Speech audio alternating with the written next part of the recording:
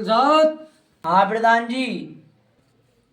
अधिकारी आ रहे हैं चेक इन करने के लिए। क्या बात है सर, क्या गांव बात में है सर, ले क्या 200 बात, ये रुपये। बात है।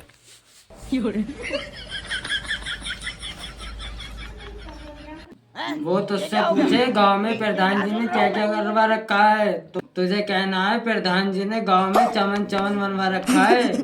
ठीक है जी।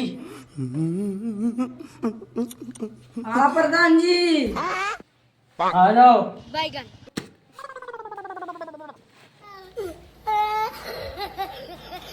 क्या प्रधान जी से आपके गांव के नागरिक हैं? हाँ जी। सड़कें बन गई जी। हाँ जी। लैट्रिने बन गई भाई।